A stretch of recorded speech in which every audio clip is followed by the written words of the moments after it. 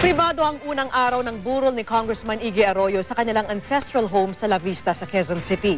Sinulit naman ni dating Pangulong Gloria Arroyo ang 8 oras na ibinigay ng korte para madalaw ang burol ng yumaong bayaw. At live mula sa Quezon City, saksi si Mariz Umali. Mariz? Vicky, nananatiling limitado sa mga kamag-anak at malalapit na kaibigan ng unang araw ng burol ni Representative Iggy Arroyo dito sa ancestral home na magkakapatid na Arroyo dito sa La Vista sa Quezon City. Sa larawang ito na ipinalabas ng pamilya Arroyo sa media, makikitang sumisilip sa kabaong ni Bacolod Representative Iggy Arroyo ang kaniyang 3 anak na babae, kasama ang mga kapatid niyang sina Marilu at Attorney Mike Arroyo, at hipag na si dating Pangulong Gloria Arroyo. Puno ng magagandang bulaklak ang ancestral home ng mga Arroyo. Nakadisplay rin ang mga litrato ng kongresista. Mahigpit ang seguridad at tanging mga kaanak, malalapit na kaibigan at ilang miyembro ng media, kabilang ang GMA News ang pinayagang makapasok sa loob. Gayunman, bawal kumuha ng anumang litrato, video at maging ng mga interview. Pero sa labas, nakausap ko ang abogado ng mga Arroyo na si Attorney Ferdinand Topacio. Kwento niya, bagamat naka-neck brace, si Congresswoman Arroyo pa raw ang madalas na nakikipag-usap sa mga bisita. She was very firm. She was a pillar of strength. At I think it's her strong religious faith that gives her the strength. Sa 8 oras na pagbisita, nakausap din daw ni Ginang Arroyo ang asawa ng bayaw na si Aleli. Nakuha pa nga niyang makipagpulong sa kanyang mga kaalyado mula Kongreso at dating gabinete. Pero ang higit daw nitong sinulit sa unang pagbabalik niya sa La Vista mula ng mga ospital ay ang pakikipag-bonding sa mga apo. She paid her last respects to the late Congressman Iggy Arroyo. Most importantly, ay nag-spend siya ng quality time with her family, especially the grandchildren. 5 na palang grandkids ni dating Pangulo with 2 more on the way. Alas 4 ng hapon nang bumalik sa VMMC si Ginang Arroyo. Alas 4:30 ng hapon naman, umalis si Aleli at anak na si Alelu. Hindi na sila nagpang-abot ng live-in partner ni Iggy na si Grace Ibuna na dumating ng umaga at bumalik sa La Vista ngayong gabi. Vicky, bukod dun sa misa na ginanap kanina alas 10 ng umaga at alas 2 ng hapon ay nagkaroon muli ng isa pang misa kaninang alas 7 ng gabi. Ayon naman kay Attorney Topacio, umaasa sila na papayag ang korte na makadalo si Representative Gloria Arroyo sa necrological service na nakatakda sa susunod na linggo bago ihimlay ang yumaong kongresista. Live mula rito sa La Vista sa Quezon City, ako si Mariz Umali, ang inyong saksi. Sa ibang balita, maaari nang arestuhin sa anumang bahagi ng mundo si Ramona Bautista, na suspect sa pagpatay sa kanyang kuyang si Ramjen Revilla. Kasunod yan ang paglalagay sa kanya sa Red Notice List ng Interpol, bagay na inalmahan ng kanyang inang si Jenaline Magsaysay. Saksi si Julio Segovia.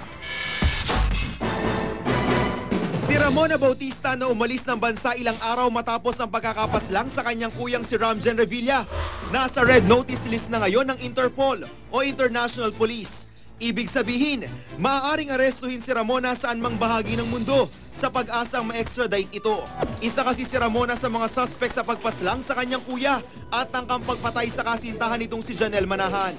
Pero dahil walang extradition treaty ang Pilipinas sa Turkey, kung saan pinaniniwalaang naroon si Ramona, may hiling na ang kampo ni Manahan.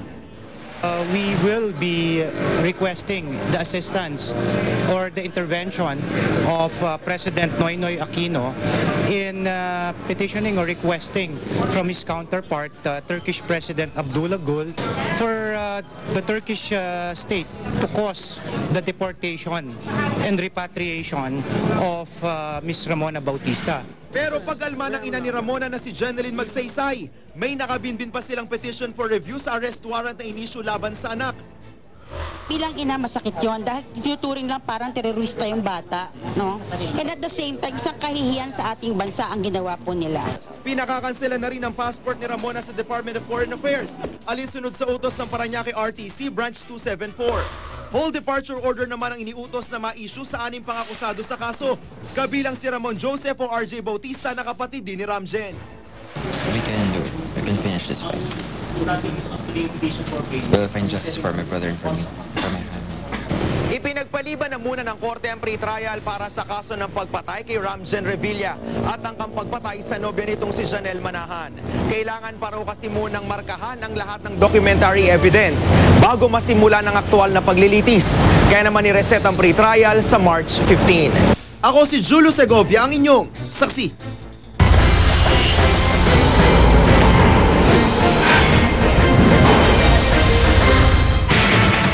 Baliwala na ang imbitasyong tumestigo siya sa corona impeachment trial. Yan po ang tugon ni Associate Justice Maria Lourdes Sereno sa prosekusyon matapos nilang sabihin sa korte na ititigil na nila ang paghaharap ng ebidensya.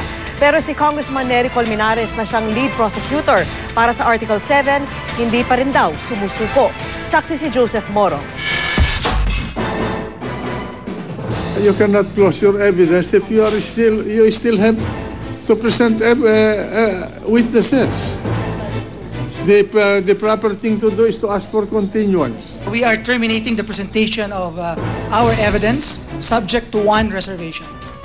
And that is, the reservation is with respect to the dollar accounts of the Only. Chief Justice. Only. Yes, sir. And you are not going to ask Justice Sereno anymore. No to more, come to no this more, court. no All more. right. Ang pahayag nito ni Lead Prosecutor Neil Tupas Jr. sa impeachment proceedings kahapon, pinanghihinayangan ngayon ng kanyang kasamahan sa panel na si Bayan Muna Representative Nery Colmenares. May nakabinbin pa kasi silang imbitasyon kay Supreme Court Associate Justice Maria Lourdes Sereno na tumestigo sa Senado kaugnay na umano'y panghingalam ni Chief Justice Renato Corona para gawing pabor daw sa mga Arroyo ang Temporary Restraining Order o TRO.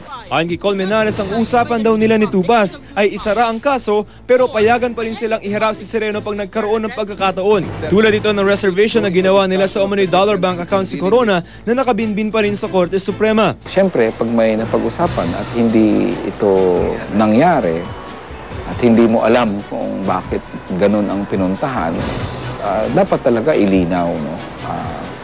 Bakit ganun ang nangyari. Nag-invite ka ng March 1, tapos terminate nyo ng February, ano ba kahapon? 29. Anong klaseng invitation yun? Kanina, sumulat na si Sereno kay Colmenares sa isang fax letter na may petsang February 29. Nagpasalamat si Sereno sa imbitasyon, pero sinabi ng maestrado na nabaliwala na raw ang imbitasyong ito dahil sa pagsasara ng kaso ng prosekusyon.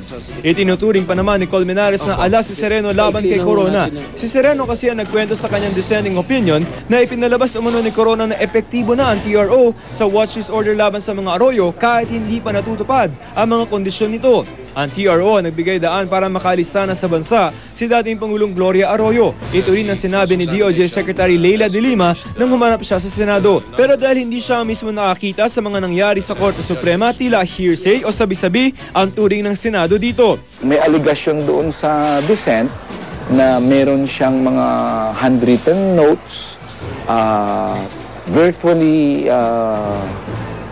malayong-malayo doon sa desisyon na pinag-agrihan. Gayunman, balak ihabol ni Colmenares ang testimonya ni Sereno sa pamamagitan ng isang motion sa Senado hanggang bukas. Deadline ang pagsusumiti nila ng written formal offer of evidence. The window is that we can still file, before we formally rest, a motion to, up to tomorrow, to ask the Senate, of course, for the reservation. Hindi pa naman nag-formally rest Tumanggi naman muna magkomento ang tagapagsalita ng prosekusyon na si Representative Miro Kimbo. I'm not been informed yet. Ako si Joseph Morong, ang inyong saksi. Samantala, nagbitiw na bilang miyembro ng prosecution panel ang pinakontempt na si Atty. Vitaliano Aguirre. Nagsorry rin siya kay Senadora Miriam Defensor Santiago at sa impeachment court. Pero di raw siya nagsisisi sa kanyang ginawa. Saksi si Sherry Ann Torres. And you comply with the order, you file a piece of paper called compliance, and then you Isa na ito marahil sa mga di malilimutan tagpo sa pagpapatuloy ng impeachment trial ni Chief Justice Renato Corona. Ang private prosecutor na si Vitaliano Aguirre nagtakip at nagpagpagpanantega sa gitna ng pananabon sa prosekusyon ni Senadora Miriam Defensor Santiago. Dahil dito, pinakontempt ng impeachment court si Aguirre at pinagbawalan ng tumapak sa Senado. I reiterate my motion to cite for contempt by the impeachment court, not by me, but by the impeachment court. Imagine if all the lawyers did that in front of the impeachment court, if one of the senator judges took the forum to express his opinions.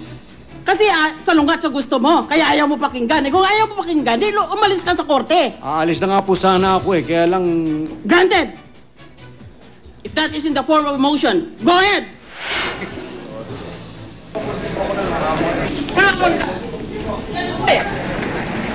Diyan ka eh. Ito. ko eh. Ginaganyan mo ako, pinakita sa akin ang video mo eh. The gentleman who is a member or the private member of the prosecution panel is hereby cited for contempt. And the penalty that will be meted by this court against him will be taken up in a caucus by this court next week. We will no longer tolerate a misbehavior like this.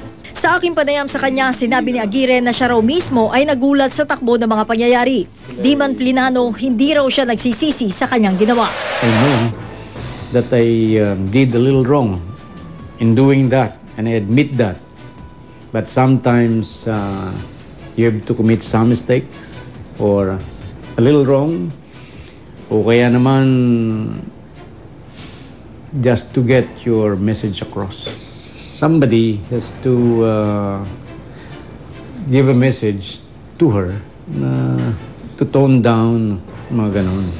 Kasi ang pag-berate naman niya sa prosecution lang eh. I never heard her berate the defense.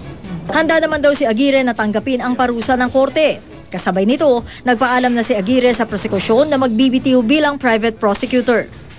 I could be a liability now to the prosecution rather than an asset.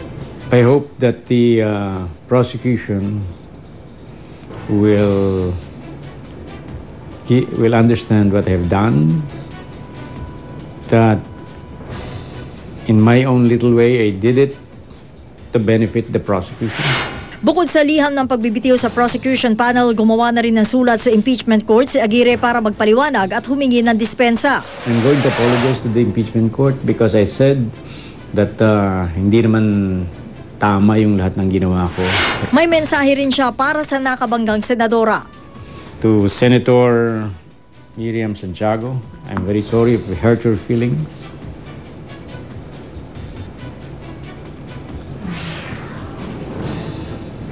That's all. Pero sa ngayon, wala raw balak ang impeachment court na bawiin ang pagpapakontempt kay Aguirre. Ako ang masusunod. Kailangan matutulog siya ng 2 gabi dito. Ibibigyan namin siya ng sashimi. Sobra sa wasabi. Sa caucus sa Martes pa, dedesisyonan ang parusa kay Aguirre. Pero may birong suhestyon na ang ilan. Yung suggestion ni Alan Peter that you must listen to the speeches of Miriam for 24 hours. Gayunman, hindi lang si Aguirre ang pinakokontempt kamakailan ng Senado. Pinapasite in contempt din ni Senate President Juan Ponce Enrile ang bank examiner ng Bangko Sentral ng Pilipinas na si Jerry Leal. Iginiit kasi ni Leal na hindi raw nakatanggap ang Bangko Sentral ng kopya ng specimen signature card ni Corona habang nagsasagawa ng audit noong 2010. Taliwas ito sa pahayag ng presidente ng PS Bank na si Pascual Garcia III na binigyan nila ng kopya ang BSP noong November 2010. Sinisiyasat ng Senate Committee on Banks kung paano nailik ang kopya ng bank documents ni Corona.